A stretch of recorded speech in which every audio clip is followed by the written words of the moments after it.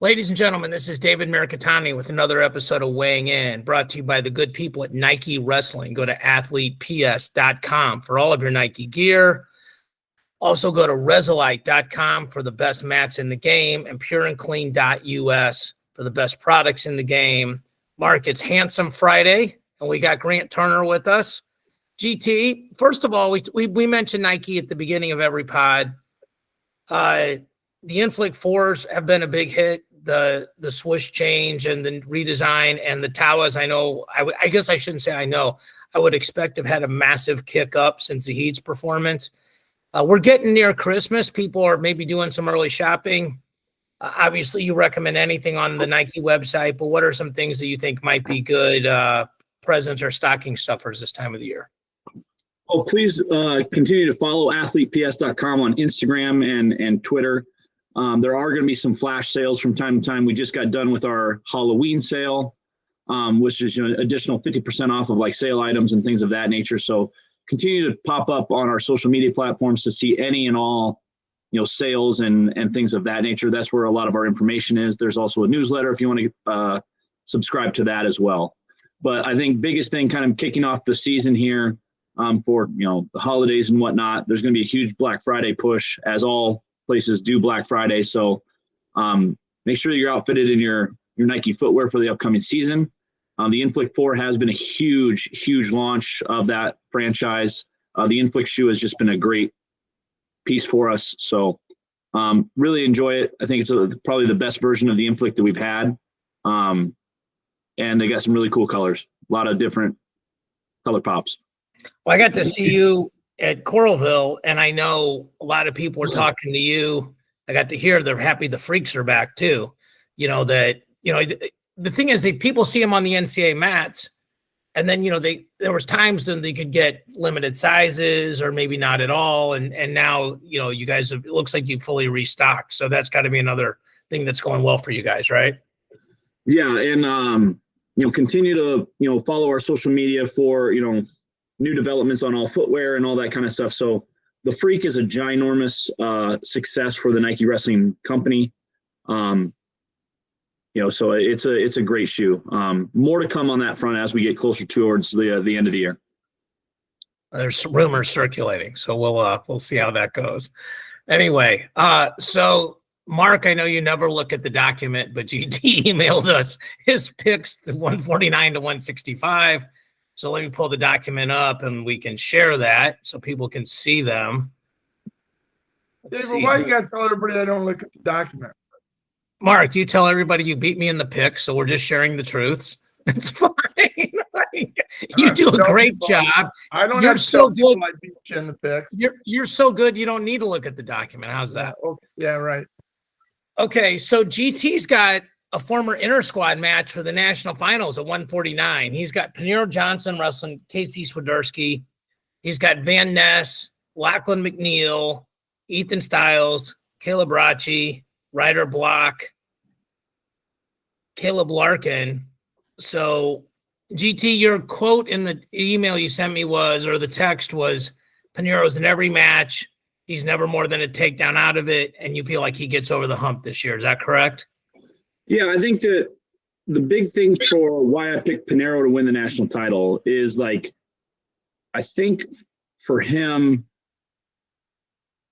I think there's a very good chance that he could either be the Big 12 champion or Big 12 runner-up. That kind of puts him into a really good position, because I think that the Big 10 is going to beat up all these guys. I think Van Ness is the clear number one. I think Lachlan and McNeil is probably the clear number two at that weight.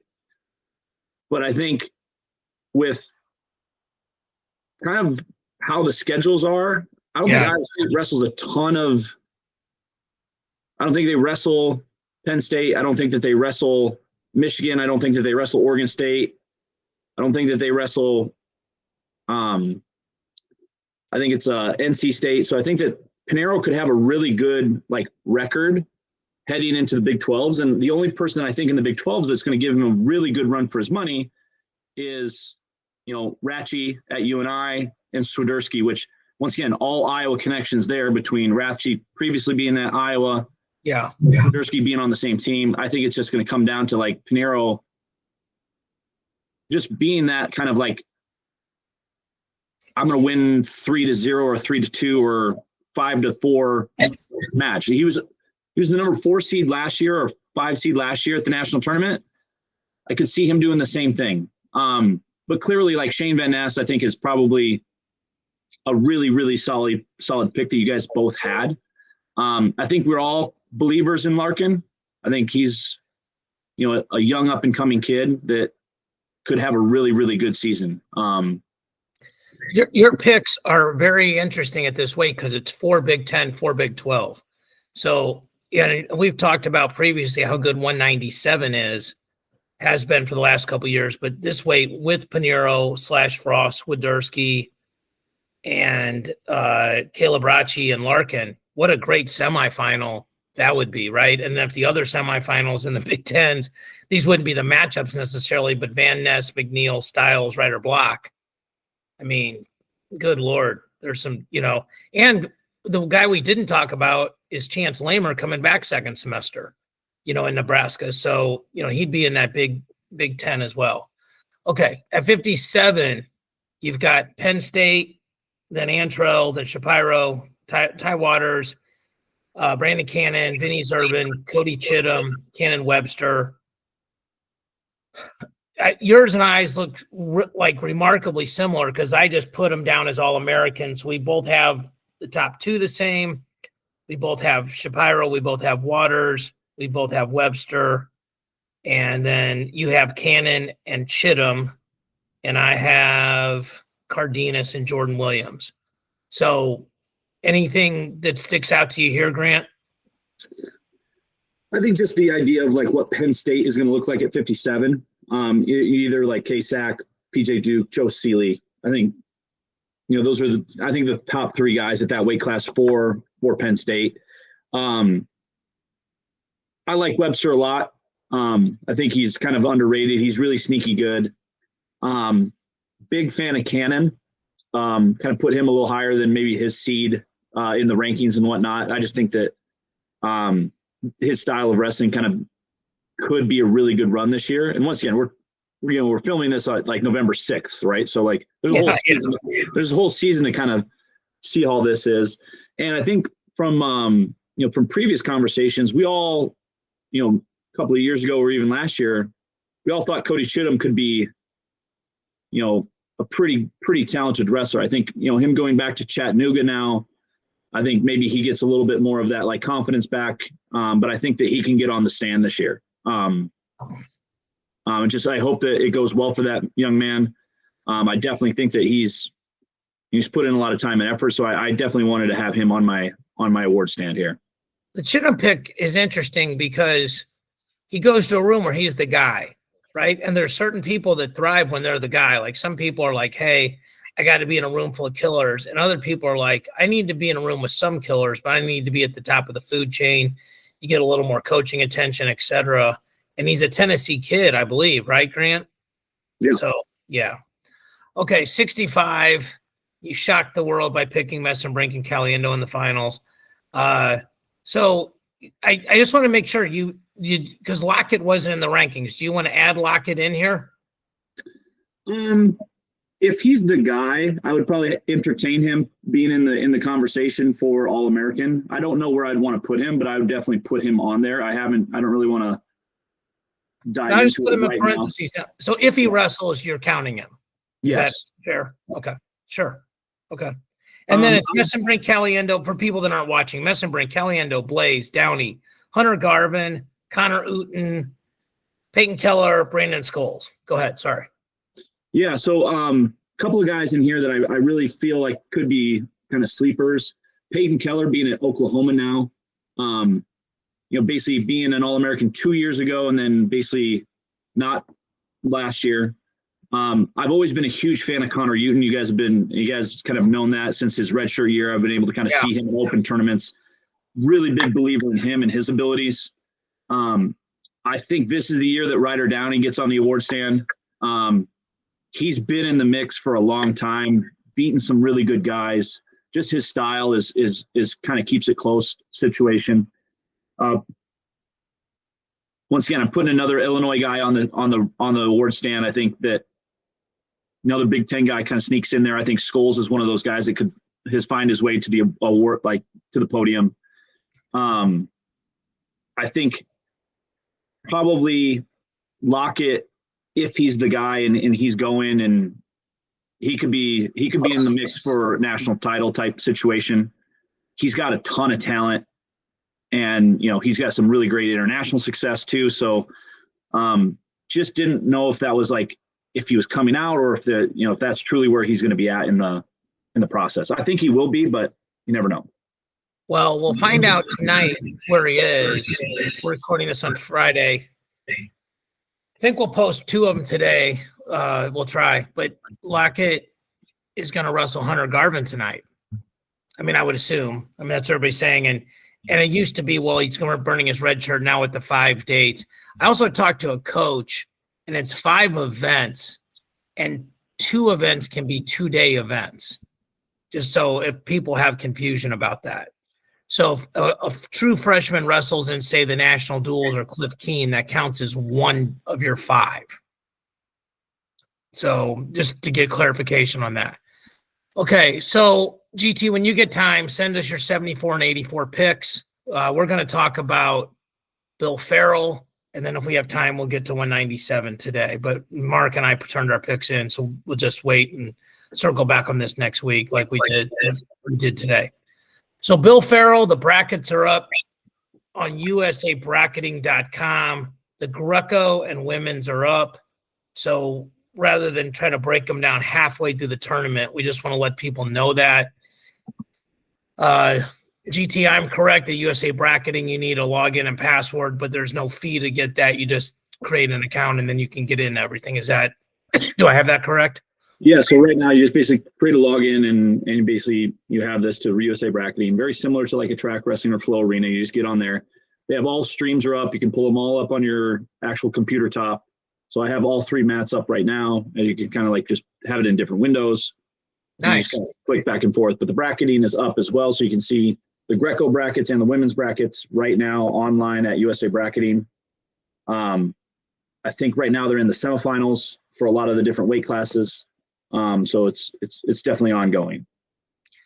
I know Tadaaki Hatta was out there. I saw his social media. I spoke to Pritz. He was flying out there to coach McHale McGee and Kramer. So there'll be a lot of friends and family out there. On the men's freestyle side, just some names to keep an eye out for.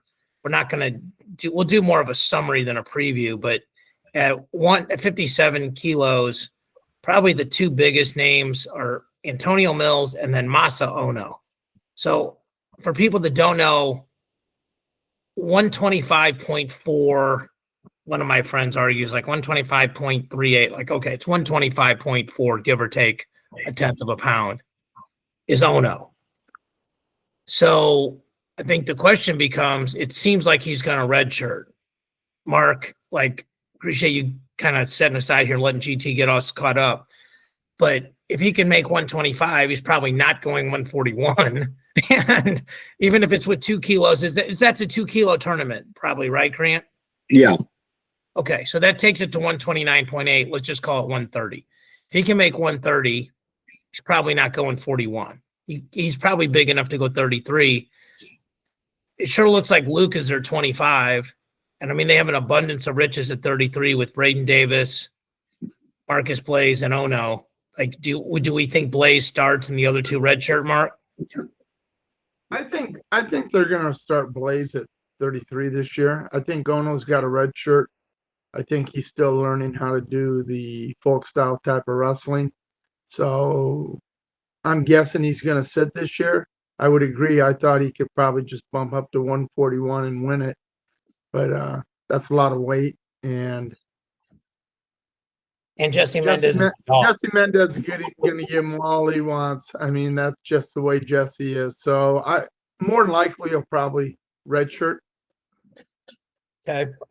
And then, I mean, they have an interesting situation at 41 too, where they have options. It's an abundance of riches, but when you win, that's where people want to go. So to continue here, At 61, Sam Herring, Austin DeSanto, Mikhail McGee are kind of the names that people would know about. Herring's the senior at Bishop McCourt High School. 65, Bo Bassett, Bo Bartlett. Hopefully, if that match happens again, it's not 1-0, which we talked to some referees. That was not supposed to have ever happen. Cale Happel, Sam Latona, Shannon Hanna. I got to meet Shannon the other day. He actually came to Ballpark Village and watched the fights with us. Super nice dude. Came out there with Daryl Thomas. Shout out SIU. 70 kilos, I think, is the weight where a lot of people would have interest. Melvin Miller, Alec Pantaleo, Ian Parker, Cody Chittum, Caleb Henson, Tyler Kasak, Ed Scott. That is 7 names. So the quarterfinals there. GT, thoughts on that weight class?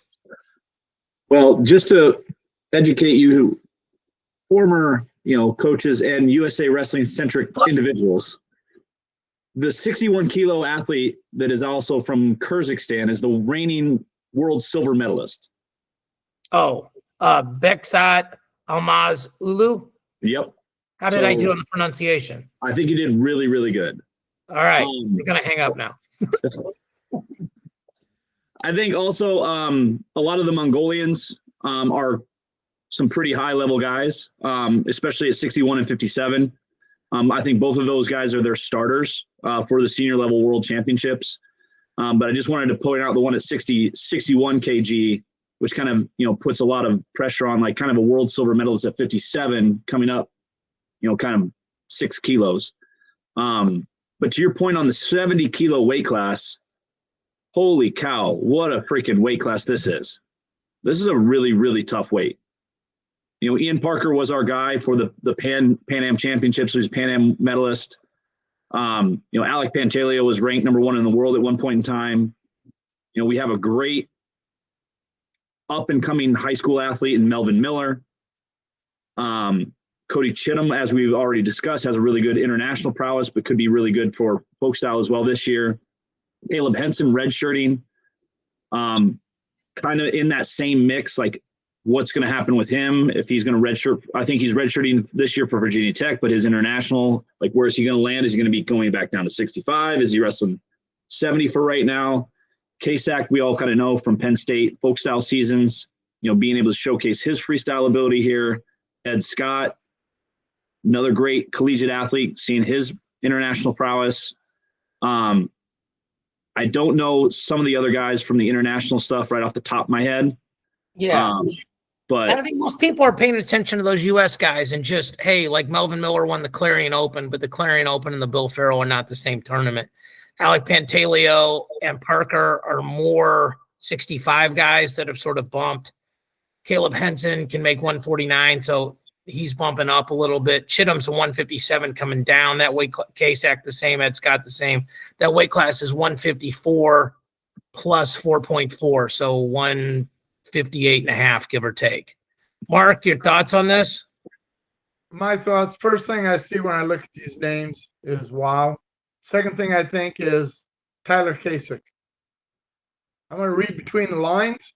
Maybe he's just going to do a little freestyle this year, and that opens the door for him not wrestling redshirting this year for Penn State. I don't remember Penn State ever sending starters on their team to this event in the past. So I just think, because there's a big question mark who they're going to wrestle this year. I think they're giving you a little bit of information that you don't normally get from Penn State just by him enrolling in this tournament.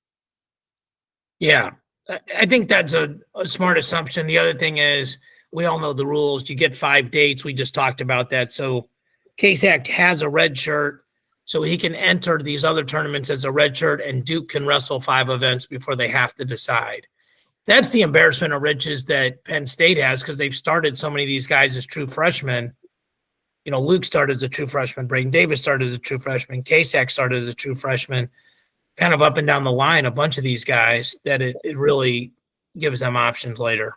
Okay, 74 kilos, Will Lewan, Bryce Andoni and Peyton Robb, Yaya Thomas, Joey Bianchi. Those are kind of the big names there.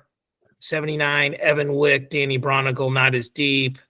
86, Keckheisen and Marcus Coleman. There's some Iowa crime there, GT. Oh, yeah. Yeah. So 92 is only 3 entries. 97, only 6 entries. And then heavyweight, Mason Paris, Trent Hilger, Kobe Merrill, the high school kid. So Saran Francisco, who would certainly win the bodybuilding contest. Slavakowski. Yeah. He's in there too. So it should be a really good meet. People should keep an eye on this. And GT, I did look up Iowa State's schedule, and you're right. They don't hit a bunch of those guys. They hit the tough guys in the Big 12 we were talking about. The Arizona States, those kind of folks that you mentioned. He'll wrestle Rachi, assuming everything, those no injuries, no bumps, no nothing like that. So, okay, I think we've only been on for like 20 minutes, so let's see if we can get to 197. Super interesting weight class. Let me get to the rankings here.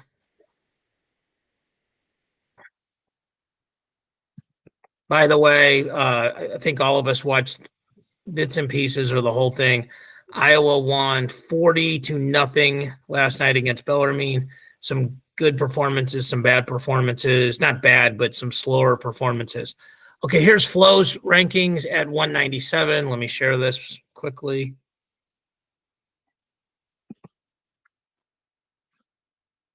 Josh Barr, Rocky Elam, Stephen Little, Joey Novak, Max Stout, Justin Rademacher, Cam McDaniel, Bennett Berge up a weight, Cody Merrill, freshman in the lineup.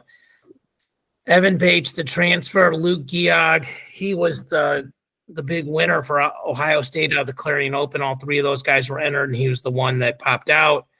Gabe Sollers, Dylan Bechtold, D'Anthony Parker was a round of 12 guy, all the way down to guys like Peyton Thomas, who's a true sophomore at Navy, was a border brawl guy, so I thought I'd mention him.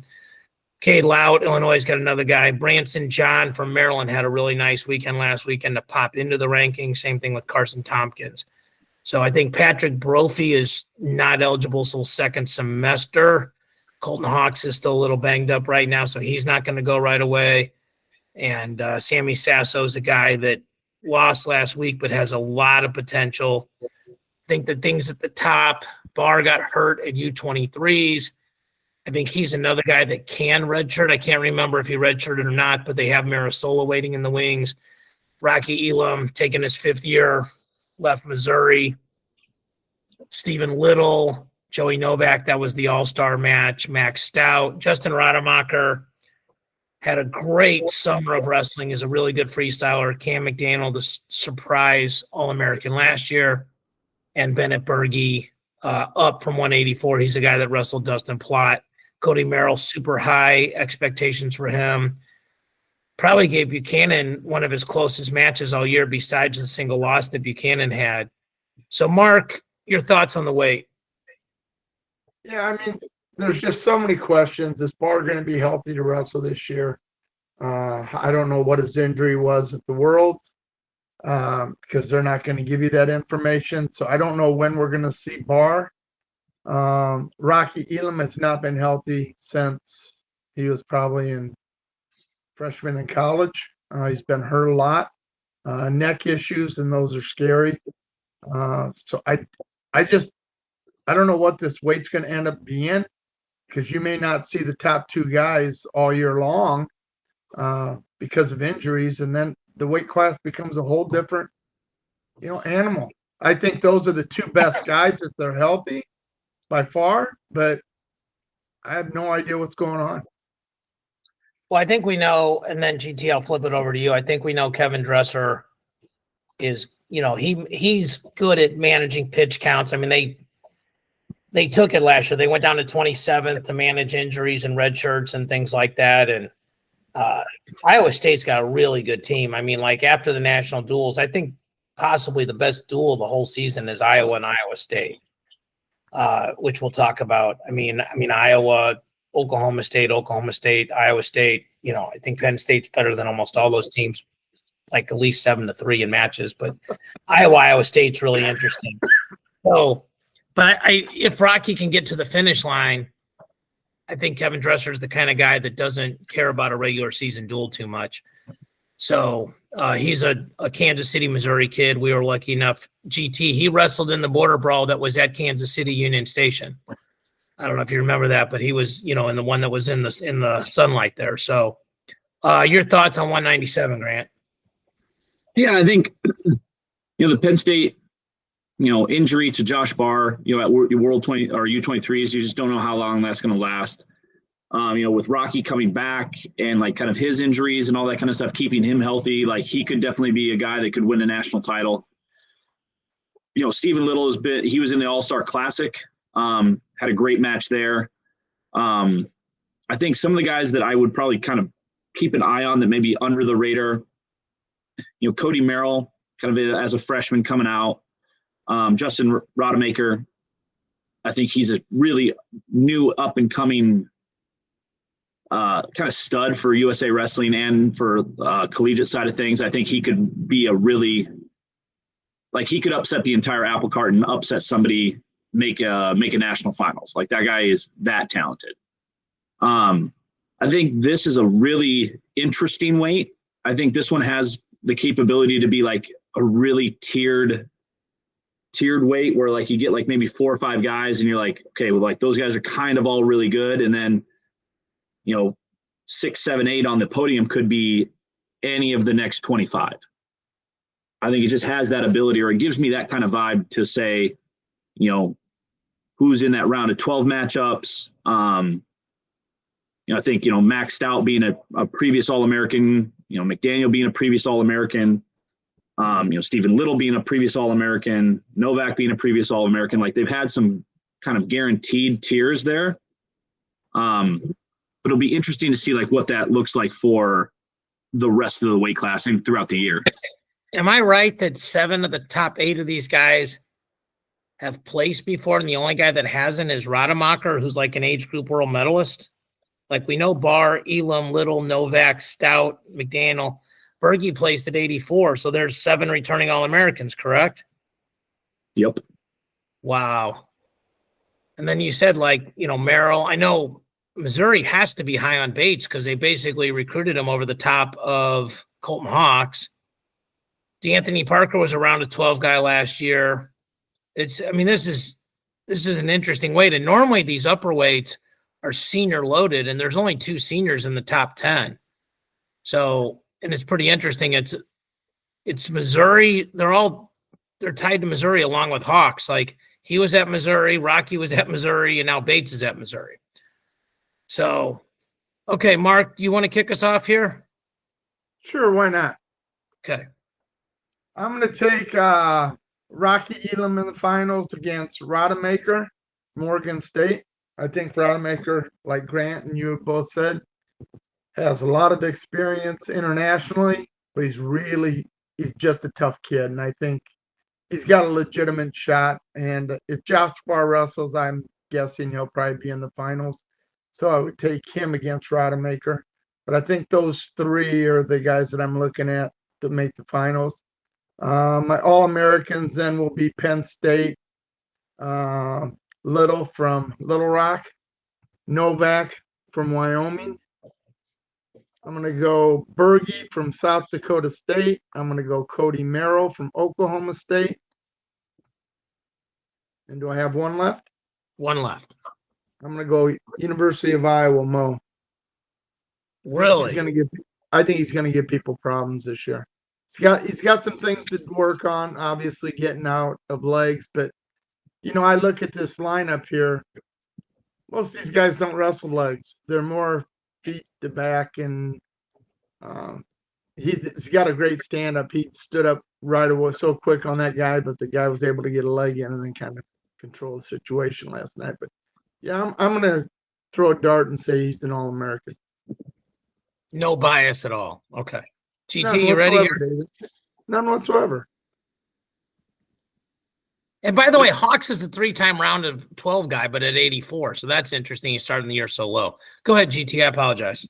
No, you're good. So I think I'm going to go with, my champ, Josh Barr, runner-up, Rocky Elam. I think 3rd is Justin Rodemaker. 4th, Stephen Little. I'm going to take 5th, Camden McDaniel. 6th, I'm going to take Max Stout. I'm going to take 7th, Joey Novak. And then I'm going to take in 8th place, I'm going to go Gavin Nelson from Minnesota. Okay. No Cody Merrill, huh? Nope. Okay.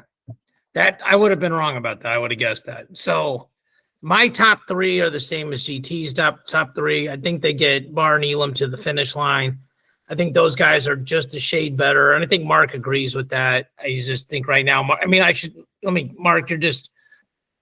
you're playing a little close to the best with the Barr injury. Is that correct? Yeah, I mean, I have no idea what's going on with him. I don't know what happened at Worlds that he wouldn't finish and try to be a medalist, which is really shocking. So there's something. Wrench.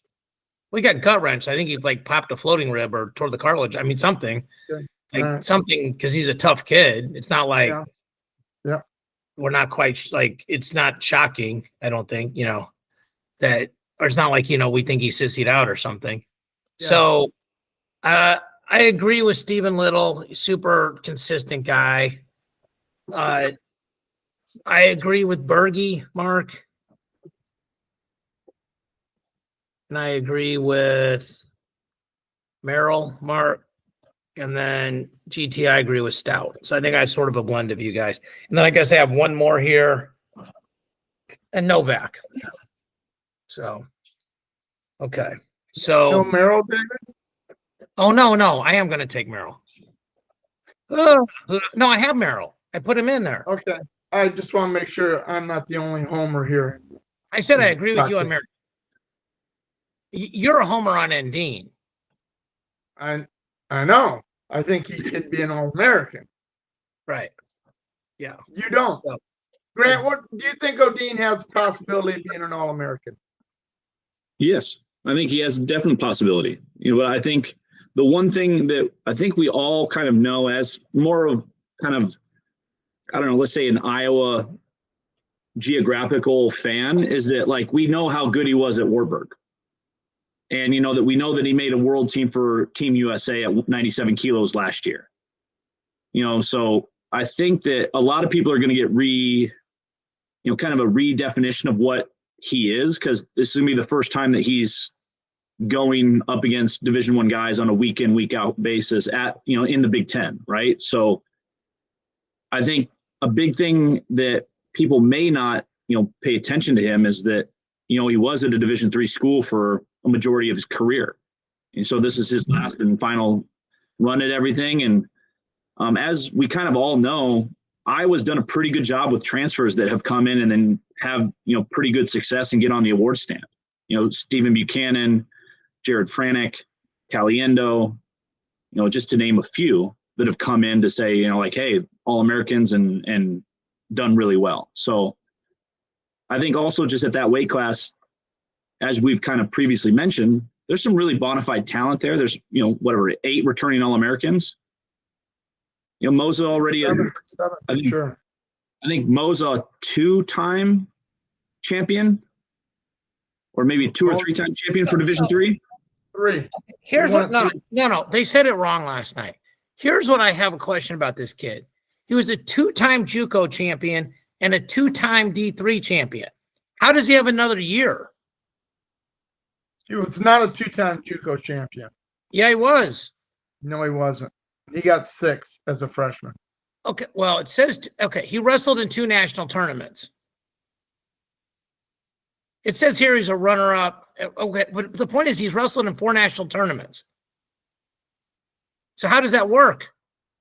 I'm not sure JUCO counted because the football thing that JUCO's always counted, unless no, they gave him a year that JUCO doesn't count. I think is what it is, David, because a football player played in JUCO 1 year and they gave him that year. The Pavia kid from Vanderbilt, who's 26 years old and a sophomore. Yes. Okay, well, I mean that's an explanation, but I don't say it's right, but as far as I know, I always assumed he wrestled 1 year JUCO and wrestled 3 years at Wartburg and won 3 national titles at Wartburg. Well, here's what it says. Okay, this is even crazier. I'm on his profile on Iowa. 24-25 NCAA champion of Wartburg. 23-24 NCAA champion of Wartburg. 22-23 NCAA champion of Wartburg. 20-22 at Iowa Lakes. 2-time NJC All-American. 2022 runner-up. That's 5 national tournaments. So either none of the JUCOs count or this dude's not eligible. I'm admissions and all that stuff. I don't know how it is all now with all of the different rulings and some of the other things that have occurred. So maybe in the traditional sense of how it was maybe 3-4 years ago, I truly don't know. I don't think it's not the same environment that we have had in previous years. So, yeah. And once again, I'm sure that the Iowa compliance department looked through all of this when they, over the summertime, when they brought Mo in. I'm sure they have to. Yeah. What a crazy ride for some athlete to go from JUCO Division III, and now he's wrestling Division I for the University of Iowa.